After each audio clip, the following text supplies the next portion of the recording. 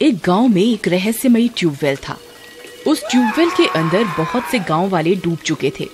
हालांकि उसकी गहराई सिर्फ 4 फीट ही थी, लेकिन जो भी व्यक्ति उसमें उतरता वह अंदर खींचा चला जाता है। राधा का पति शामू भी उस ट्यूबवेल का शिकार बन चुका था। फिर एक दिन, सरपंच जी कुछ कीजिए ना, मैंने रात को अपनी आंखों से देखा था कि एक चुड़ैल इस ट्यूबवेल के अंदर नहा रही थी। मैंने जैसे ही उसके ऊपर डंडे से वार करना चाहा तो वो इस ट्यूबवेल के अंदर चली गई। उन सब गांव वालों के गायब होने की वजह चुड़ैल ही है। बात तो तुम ठीक कहती हो राधा। मेरी आंखों के सामने इस ट्यूबवेल ने 4 लोगों को अपना शिकार बनाया है, लेकिन इसकी गहराई तो सिर्फ 4 फीट ही है। आखिर वह लोग इसमें डूबने के बाद कहाँ जा रहे हैं? उनकी लाशें क्यों नहीं मिल रही? सरपंच जी, तो ना हम इस ट्यूबवेल का सारा पानी निकाल दें, जिससे हमें पता चल जाएगा कि आखिर माजरा क्या है। बात तो तुम ठीक कहते हो। अभी दिन का वक्त है, कोई खतरे की बात भी नहीं होगी। तुम अभी के अभी गांव वालों की मदद से इसका पानी निकाल दो। फिर कुछ गांव वाले मिलकर ट्यूबवेल का सारा पानी बाल्टी से बाहर निकालने लगते हैं और कुछ ही देर में ट्यूबवेल का सारा पानी निकल जाता है। लेकिन ये क्या, वहाँ तो कुछ भी नहीं होता। ट्यूबवेल बिल्कुल खाली होता है। अरे सरपंच जी, ये तो सारी मेहनत बर्बाद हो गई। यहाँ तो कुछ भी नहीं है। मुझे तो लगा था यहाँ जरूर कुछ ना कुछ होगा। अब तो हम कुछ भी नहीं कर सकते। चलो भाइयों, अपने अपने घर चलो। रुकिए सरपंच जी, आपके सामने इस ट्यूबवेल ने 4 लोगों को अपना शिकार बनाया था। आपने तो अपनी आंखों से देखा था ना। राधा चिल्लाती रही, लेकिन सब गांव वाले वहां से चले जाते हैं। जी, मैं आपको वापस लेकर ही रहूंगी, चाहे मुझे कुछ भी क्यों ना करना पड़े। फिर रात होने पर राधा उस ट्यूबवेल के पास जाती है और उसका पानी चालू कर देती है। कुछ ही देर में ट्यूबवेल में पानी भर जाता है।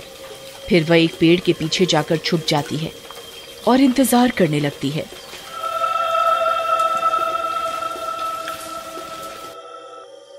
फिर कुछ देर बाद उसे ट्यूबवेल से डरावनी डरावनी आवाजें सुनाई देने लगती हैं। हे भगवान, ये कैसी आवाजें हैं? ये आवाजें तो उसी ट्यूबवेल से आ रही हैं। कहीं मैंने इसमें पानी भरकर कोई गलती तो नहीं कर दी? तभी थोड़ी देर बाद एक औरत उस ट्यूबवेल से निकलती है। उसकी पीठ होने की वजह से राधा उसका चेहरा नहीं देख पाती। पीछे से वह औरत बिल्कुल चुड़ैल की तरह लग रही होती है। उसके बाल बिखरे हुए होते हैं। दैया रे दैया, ये तो वही चुड़ैल है जिसे मैंने उस दिन देखा था। यही है जो गांव के लोगों को इस ट्यूबवेल के अंदर खींच लेती है। अब मैं क्या करूं? मुझे अभी इसके बारे में गांव वालों को बताना होगा। फिर वह भागती हुई सरपंच के पास जाती है और उसे पूरी बात बताती है। फिर सरपंच कुछ गांव वालों को अपने साथ लेकर वहां पहुंच जाता है। वह चुड़ैल अभी भी वहीं उस ट्यूबवेल में बैठी हुई होती है। सब गांव वालों की आंखें उसे देखकर फटी की फटी रह जाती हैं। हे भगवान, ये तो कोई चुड़ैल लग रही है सरपंच जी। हम इंसान इसका मुकाबला कैसे करेंगे? भाई, हमें कुछ ना कुछ तो करना ही होगा। एक काम करो, एक रस्सी लाओ और इसके ऊपर डाल दो। फिर एक गांव वाला कुछ रस्सियों का इंतजाम करता है।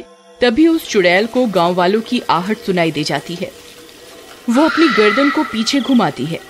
उसकी शक्ल बहुत डरावनी होती है। सब गांव वाले उसे देखकर थर-थर कांपने लगते हैं। अरे मर गए रे, ये तो बहुत खूंखार लग रही है सरपंच जी। ये तो हमें जिंदा ही चबा जाएगी। अब क्या करें?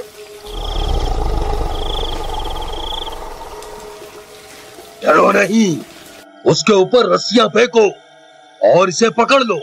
फिर गांव वाले उसके ऊपर रस्सियां फेंकते हैं और उसकी गर्दन को फंसा लेते हैं। चुड़ैल तड़पने लगती है और छटपटाती हुई पानी के अंदर जाने लगती है। छोड़ना नहीं भाइयों, इसे हाथ से जाने नहीं देना है। पकड़े रहो। फिर वो चुड़ैल पानी के अंदर घुस जाती है। सरपंच जी, ये तो पानी के अंदर चली गई, अब क्या करें? सब लोग रस्सी पकड़े रहो, कोई भी रस्सी मत छोड़ना। तभी एक एक करके सबकी रस्सियां उनके हाथ से छूट जाती हैं। अरे कमबख्तों, तुम सबने रस्सियां क्यों छोड़ दी?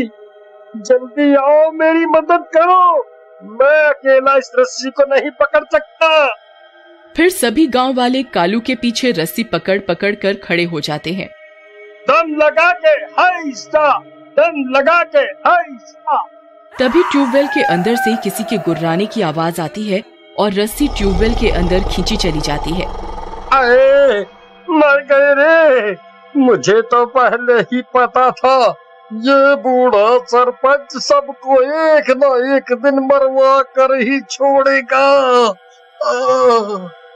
और देखते ही देखते सब गांव वाले उस रस्सी के साथ उस ट्यूबवेल के अंदर चले जाते हैं और एकदम से शांति हो जाती है। वहां अब किसी गांव वाले का कोई नामो निशान नहीं होता। ये सारा मंजर एक गांव वाला देख लेता है। हे भगवान, ये कैसे हो सकता है? ये भूतिया ट्यूबवेल तो सब गांव वालों को निगल गया। अब क्या होगा? आखिर ये 4 फुट का ट्यूबवेल इतने सारे लोगों को कैसे डुबा सकता है? ऐसे ही चलता रहा तो एक दिन पूरा गांव ही इसमें समा जाएगा। हमें कुछ ना कुछ तो करना ही होगा। मुझे अभी सब गांव वालों के पास जाकर इसके बारे में बताना होगा। फिर अगला दिन होने पर देखो भाइयों, अब सरपंच जी भी उस ट्यूबवेल के शिकार हो गए हैं। अब हमें ही कोई तरकीब लड़ानी होगी जिससे उस चुड़ैल को उस ट्यूबवेल से बाहर निकाला जा सके। किसी के पास कोई रास्ता है तो बताओ। भाई, मेरे पास एक तरकीब है, रात होने दो, फिर उस चुड़ैल को मजा चखा कर रहूंगा। फिर रात होने पर सब गांव वाले पेड़ों के पीछे छिप जाते हैं।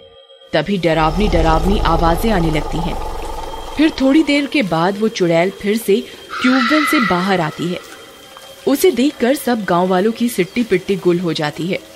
अरे मर गए रे, ये चुड़ैल तो बहुत डरावनी लगती है भाई, चलो यहाँ से भाग चले, नहीं तो ये हम में से किसी को जिंदा नहीं छोड़ने वाली भाइयों।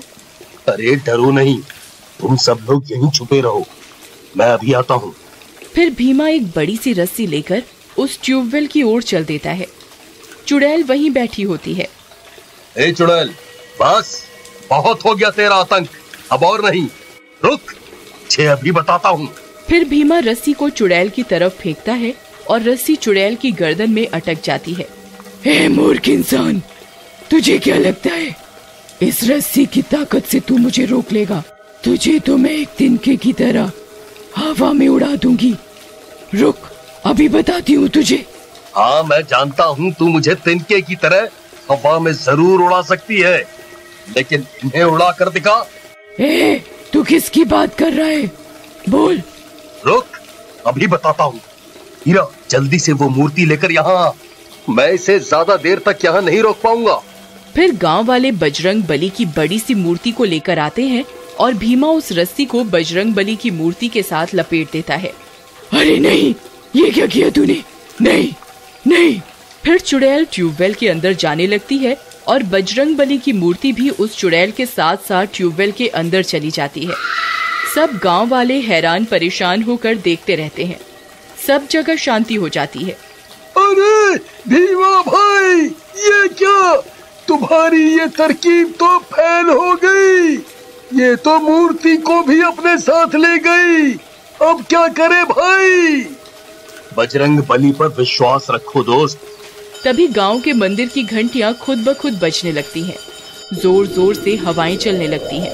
भीमा भाई, मंदिर की घंटियां खुद ही बजने लगी है, लगता है भगवान ने हमारी सुन ली। तभी उस ट्यूबवेल से बहुत तेज प्रकाश उठता है और जोरों का विस्फोट होता है और सभी गांव वाले ट्यूबवेल से उछलकर बाहर गिर जाते हैं। तभी सब गांव वाले भी वापस जिंदा हो जाते हैं।